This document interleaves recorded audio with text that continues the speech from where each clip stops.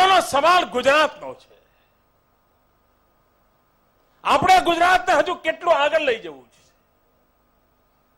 ગુજરાતે ઘણી પ્રગતિ કરી છે, દુનિયા માને છે. પણ ભાઈઓ, આખી દુનિયા જોઈએ ત્યારે એમ લાગે કે આપણે હજુ ઘણું કરવાનું બાકી છે. ભાઈઓ, આજે પણ આપણા રાજ્યમાં કોઈ બાળક કુપોષણ વાળું હોય, આપણે ચેનથી કેવી રીતે બેસી શકીએ?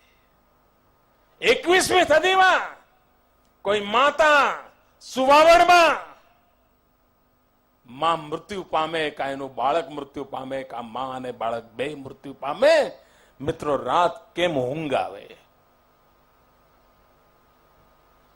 કોઈ ગરીબનું બાળક અશિક્ષિત રહે તો જીવનમાં ચેનથી કેવી રીતે બેસી શકાય? ભાઈ, આ દર્દ, આ પીડા હું જન જનમાં પ્રગટાવવા માંગુ છું. મારું આ રાજનીતિક આંદોલન નથી, આ એક સામાજિક આંદોલન છે, એક રાષ્ટ્રીય ચેતનાનો પ્રયાસ છે મારો.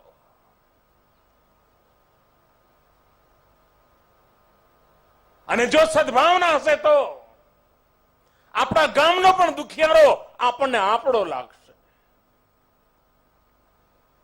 આપણા ગામની અંદર આપણે શૌચાલય બનાવવાનું અભિયાન ચલાવ્યું હશે અને બે ગરીબ લોકો શૌચાલય નહીં બનાવી શકતા હોય તો ગામને વિચાર આવશે કે ચલો ભાઈ, મંદિરમાં આ વખતે આરતીનો ખર્ચો ઓછો કરીશું, પણ પહેલા બે શૌચાલય પેલા ભાઈના બને એના માટે 2-5 રૂપિયા આપીને પૂરું કરીએ. ગામ આખામાં મારે વિચાર મૂકવો છે. ગામ કેમ સંકલ્પ ન કરે કે હવે આ ગામમાંથી ગરીબીને તગેડી મૂકવી છે, આ ગામમાંથી બેરોજગારી તગેડી મૂકવી છે. અને જો ગામ સફળ થાય તો જિલ્લો કે રાજ્યને સફળતા મળતા બહાર નહીં લાગે ભાઈ.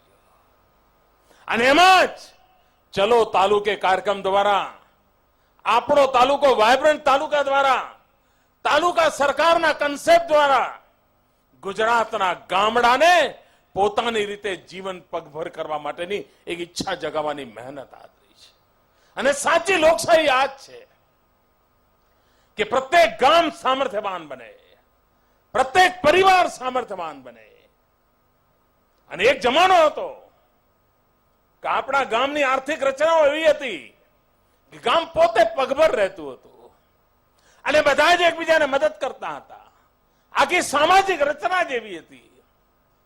ઘરમાં 12 મહિનામાં માટલા કેટલા જોઈએ? 12 મહિનામાં 2 માટલા જોઈએ. જો ગામ આખાને 2 જ માટલા લેવાના હોય તો કુંભારનું પેટ કેવી રીતે ભરાય? તો આપણા પૂર્વજોએ રચના કરી કે ગરબા કરો, દીવડા કરો, ફલાણું કરો, કુંભારને રોજી રોટી મળે.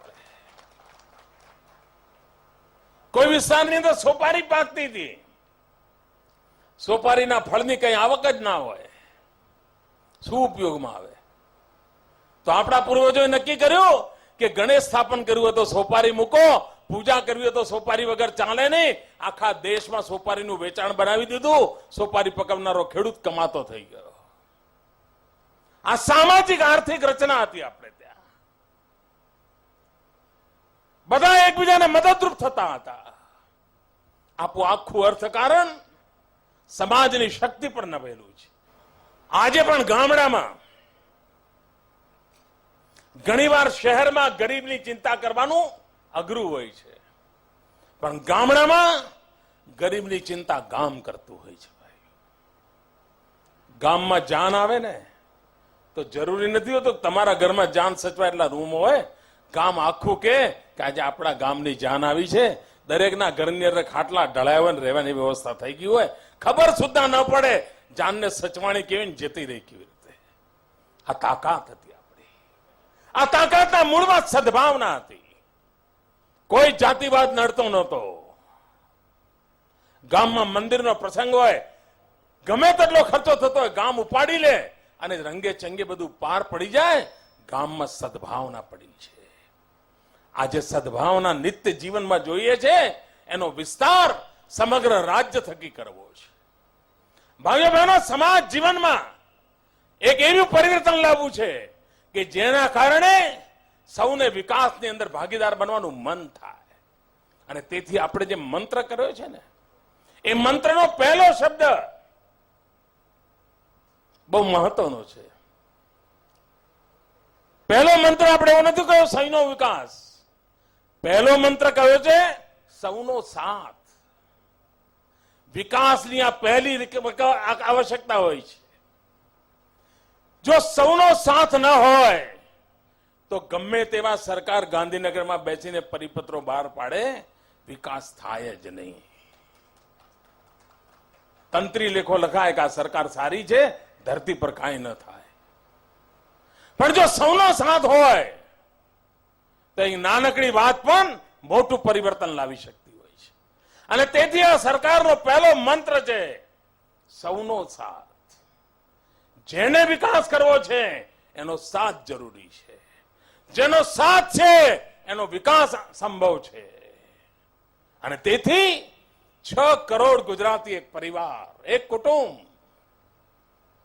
દરેકનું સુખ આપણું સુખ, દરેકનું દુઃખ આપણું દુઃખ.